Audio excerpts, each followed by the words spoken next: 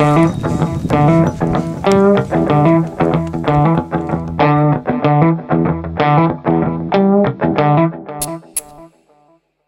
projet engénie la nécessité d'avoir une dégaine légère pour pouvoir parcourir rapidement et légèrement des voies type façon de guerre, des voies en style alpin en Alaska, ou alors pour faire du grand libre pour libérer des phases telles que le Grand Capucin. Le Grand Cap, c'est un sommet mythique du massif qui est à 3838 mètres. La face est, elle est hyper déversante. Alors j'ai ouvert cette voie en 1997, donc ça fait 13 ans. J'avais passé tout l'été à ouvrir du bas avec ma petite perceuse. Ça nous avait paru super dur en libre, impossible pour nous. Et puis en 2005, Alex Huber a travaillé et puis il a réussi avec des longueurs. La plus dure, elle fait 8B. Là, du coup, ça nous a remotivés. On a bien envie d'essayer tous les deux.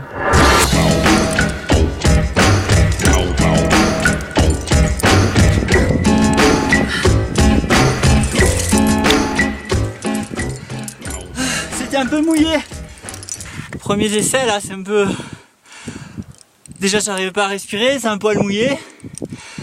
Et voilà, on va y retourner là, mais ça va.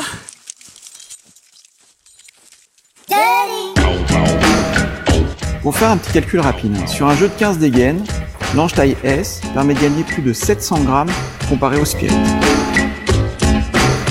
On est passé à 20 kg et je suis bien content d'avoir des anges, c'est déjà 1 kg de moins, quoi. Ouais, c'est cool.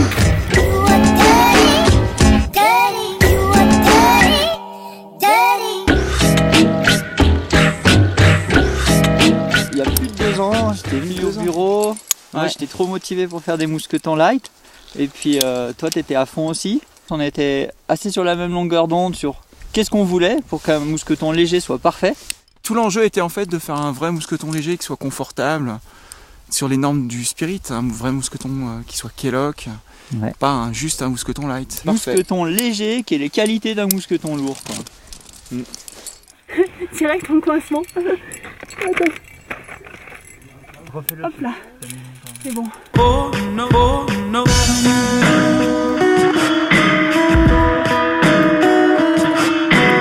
La voie, elle est sur la droite de la façade du Grand Capucin. Elle n'est pas très loin de la Bonati, elle la croise 2 fois. Ça finit à 3838 mètres. On est vraiment en haute altitude, ce qui n'est pas très simple à gérer pour grimper. Donc en fait dans la voie on emporte une 50aine de mousquetons, donc ça on grimpe avec ça sur nous. Et quand on gagne 20 grammes par mousqueton, c'est vrai que ça fait facilement vite 1 kg de moins à porter.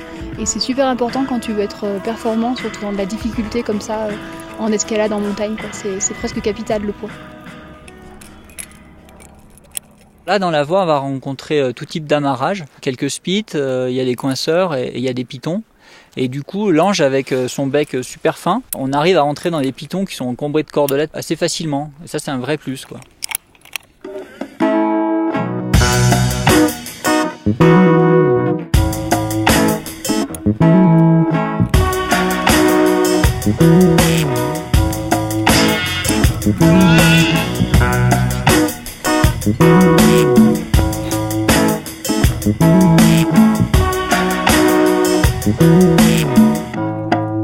Fallait pas nous attendre. Bon bah si, Fallait y aller.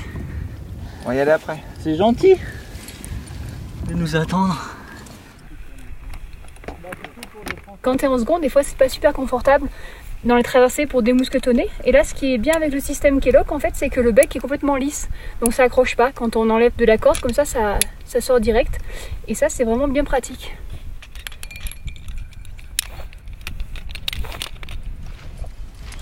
Hop, bon, ça va? Très bien. De l'autre côté? Ouais, très bien. Tu me lâches à droite? Je te passe à droite.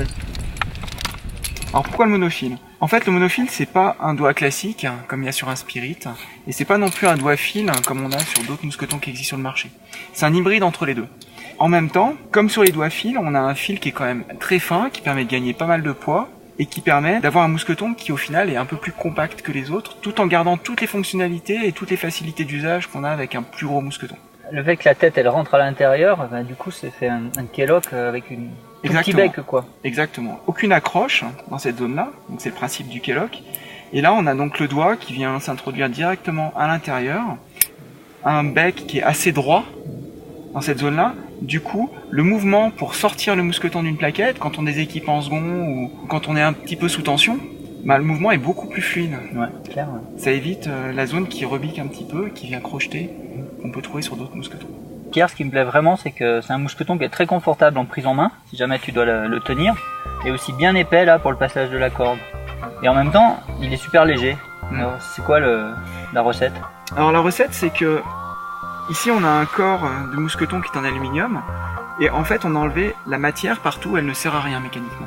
On a conservé une zone de contact qui est très large entre la corde et le mousqueton. Ouais. Donc comme ça on a un effet un petit peu poulie qui évite qu'il y ait trop de frottement, on vient pas pincer la corde.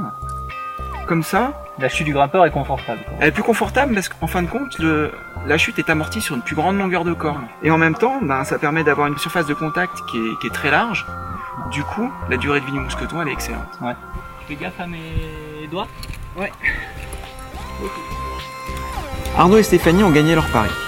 Arnaud a parcouru entièrement en libre, dans la journée, sa voie en face est du Grand Capucin.